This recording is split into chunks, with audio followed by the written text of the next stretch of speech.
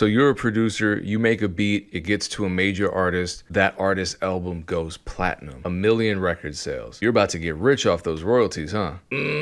This is the biggest scam in the music business, especially for producers. Maybe I shouldn't call it a scam because it's industry standard, it's in the contracts, but I sure didn't know how it worked when I got my first placement, right? And let me explain to you how this works because it's ridiculous. My first deal, I was a new producer, so it wasn't great. I only got $4,000 as an advance, right? Should have gotten more. Like I said in my last video, I talked about my lawyer. He really didn't do much. So already that number, that 4,000, has to be recouped by the label, recuperated by the label. So the label has to make back that $4,000 before I make any royalties on the master recording. But that should be easy, right? They make $4,000 easily. Not quite. When you sign a contract with a major label and you sell them a beat, they give you producer points, typically anywhere from 3 to 7 points. I got 3 on my first placement, so that $4,000 was recouping at 3%. All right, 3% of the whole project, 3% of the gross? No, 3% of the net income based on the artist percentage. So as this is what Ari writes, points are simply defined as percentage points of the artist royalty for major label deals. So if an artist gets 18% for a major label deal and the producer gets 4, those 4 get subtracted from the artist point. If you divide 4 by 18, the producer is getting about 22% of what the artist gets. The label is still keeping 82%. What a shock. This is what we call recoupment math. Somehow it always favors the label. So you do the math. For every dollar I recoup for the label, they've already made probably 5-6 figures off that single dollar. In my case, there was a sample.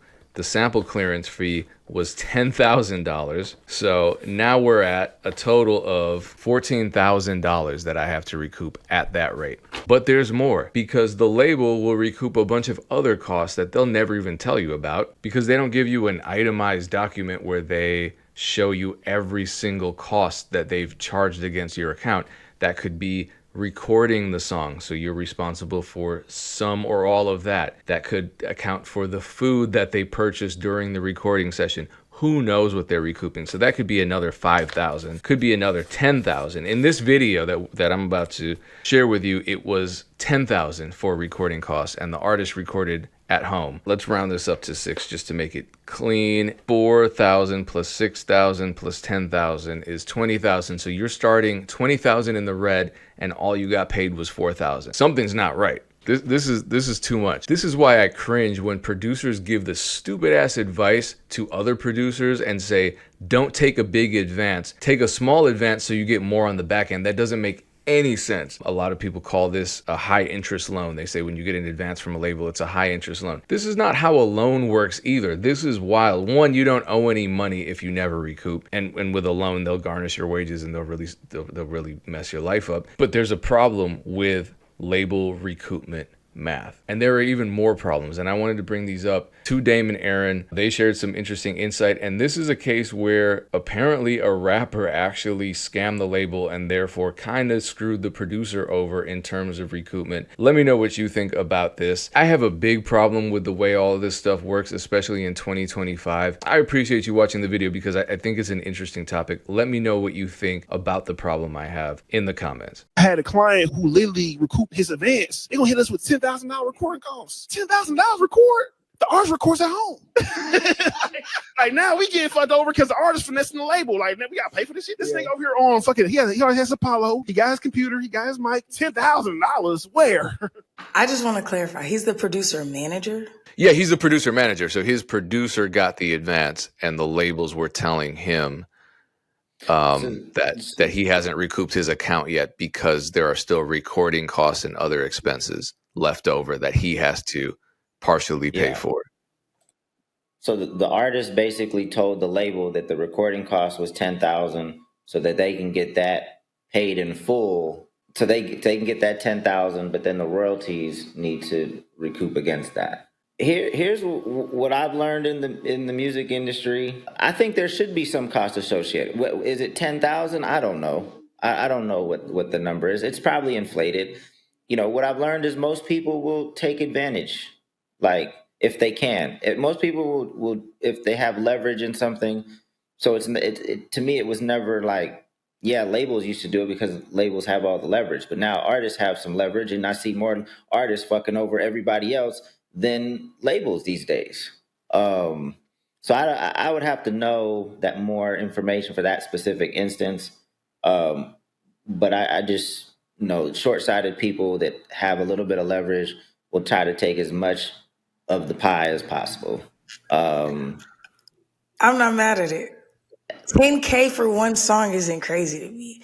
I'm not mad at it. And I get that he records at home, but we talk about this all the time. He's got to have his DAW. He may have an engineer there with him. Even if he's recording himself, I'm not like he has this because this is how you keep your studio up to the point that you can record at home is that you keep investing in your sound, investing in your studio, especially if it's a single. He may not take that on every song, but I don't think 10K is crazy, especially if you got an advance on the beat. I'm wondering if you're a producer manager, I'm assuming his beats are 5K and above, right?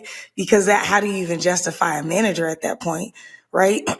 Maybe it's 20K, maybe it's 30K. If your beat costs 30K, how come the artist can't take 10K as a recording cost? Personally, that's why I don't know what the beats cost. I'm not mad at this because with my artist, every time she like my last artist that like in 2024 is the last time I managed somebody. It's top of 2024, really it's 2023. Like every time she had studio time at her label studio, I think it was like $250 for a half day, $500 for a full day, or she could get a block of days for like $1,500 or something like that, whatever that is. And if she scheduled them ahead of time, I think we could do like 2,000 for like a month's worth of, like she could go into the studio like twice a week, full days, something like that. It was something, basically her recording costs were not crazy, but that came with an engineer.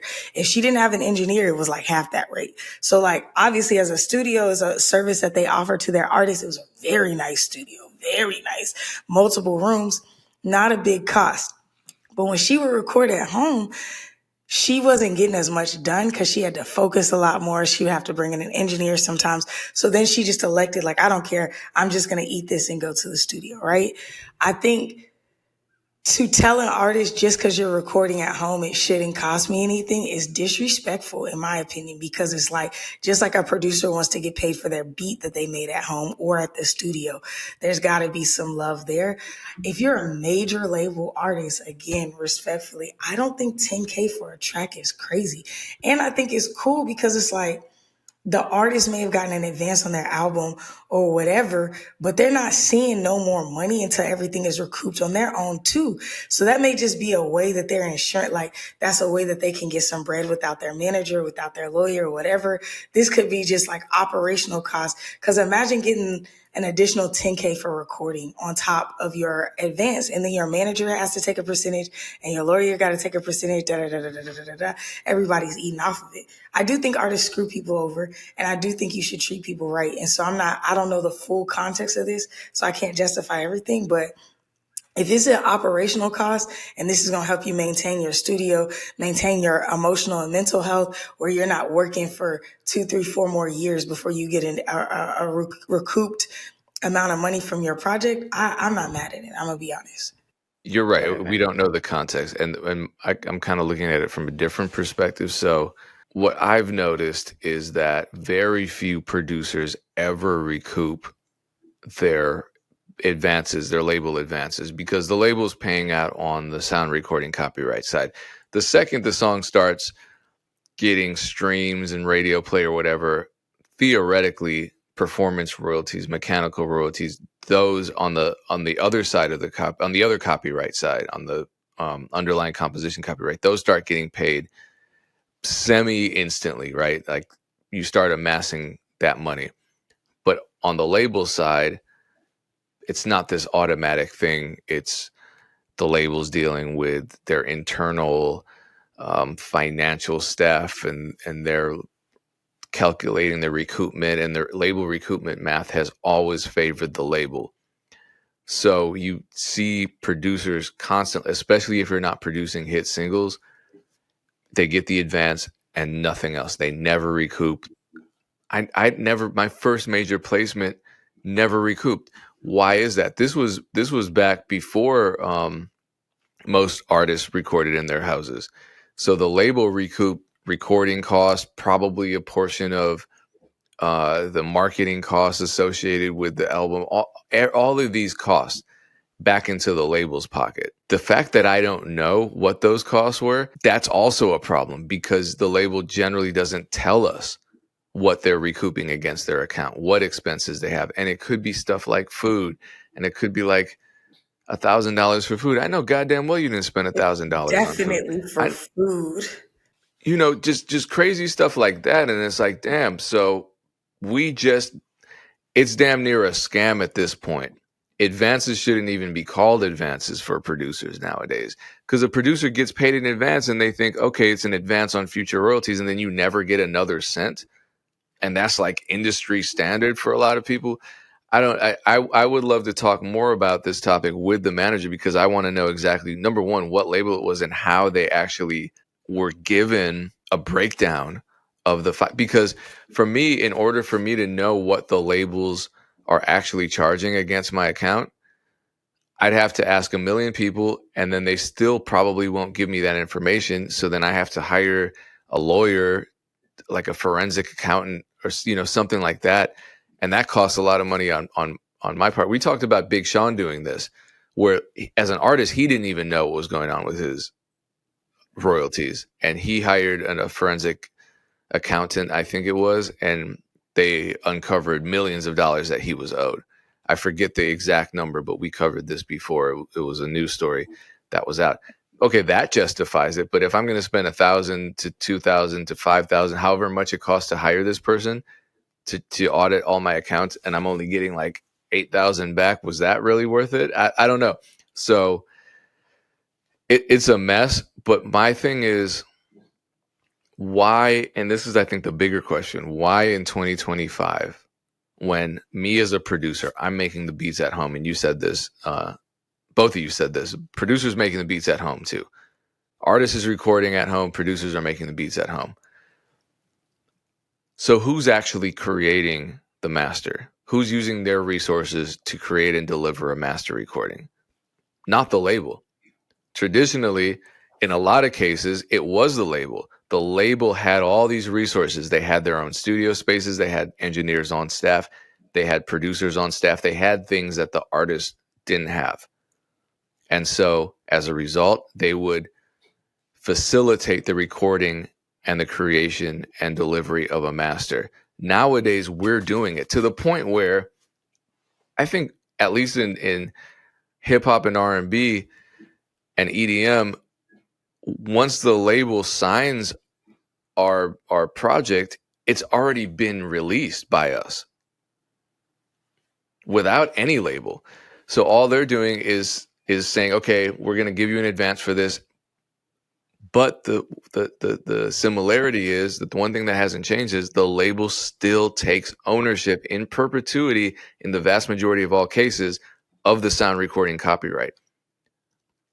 Why is that? When they aren't, why haven't those deals changed? Like across the board, why haven't those deals changed? Why do labels still own everyone's masters nowadays when they're not a part of the process of creating the masters in many cases? Well, one, it's changing, but two, now that I'm having this conversation, I'm not mad at all. Like the issue is recoupment math, right? Like the labels ultimately can keep you in recoupment forever. Not going to completely explain recoupment math right now, but let's just say they can run ads. Let's just say for every dollar you spend, you get $2 in return. Right? That's a great return. Anybody would keep that faucet flowing, right? So let's just say you spend 10,000, you get back 20,000. But now the artist needs to recoup the 10,000, and it's going to take the artist probably 100,000 to recoup the 10,000. So the label keeps making 10,000 every time they're running these ads, but that's an additional 100,000 that the artist, that, because it makes sense to run the ads, it's a great return, but it doesn't make sense for recoupment math. So the label ultimately holds the power to keep you in recoupment forever. And that sucks. But so if an artist can, get some additional bread, I guess I'm for that. It just sucks that the producer is low man on the totem pole. Yeah, well, we always are. I mean, and then the songwriter is probably even lower than us. But then it's like the system is the problem. I'm not blaming the rapper. I wasn't even looking at it from the angle that you came at it, where you were both defending the rapper's actions. I'm like, yeah, the rapper's just trying to get money from the label because who knows what their recruitment math is looking like. And Right. But for us as the producer, we're not even signed to the label. We're 1099 employees. You know what I mean? So we have I guess so are the rappers, but we're not directly signed to the label for a term deal. We're signed for this one. We're contracted for this one particular beat for this one particular project. And the next project that we work with the label on, it's an entirely separate contract. So we're not intimate with the label staff. We don't have a person on the inside, chances are. So we don't get this information the way that an artist might get information. So we're at an even additional disadvantage because we're a couple layers further removed from the internal mechanisms of the record label. So yeah, it does suck. I'm not blaming the rapper, though. I just think the whole system needs to change. I think recoupment, especially in 2025, when we're all creating our own recordings, recoupment needs to change. Master rights need to change. Deals need to evolve. Like you said, Dame, some deals are evolving for the most part. Labels aren't going to offer that kind of deal. They're going to offer something traditional. But there are artists with enough leverage to pressure the label into giving a better deal. I mean, I've told this story before. When Ted Park and I signed a single deal with Capitol, there was a reversion clause. So after 10 years, the master rights went back to us. Fine. I'm cool with that. I've never seen a producer contract that offered that, though. So those need to evolve too.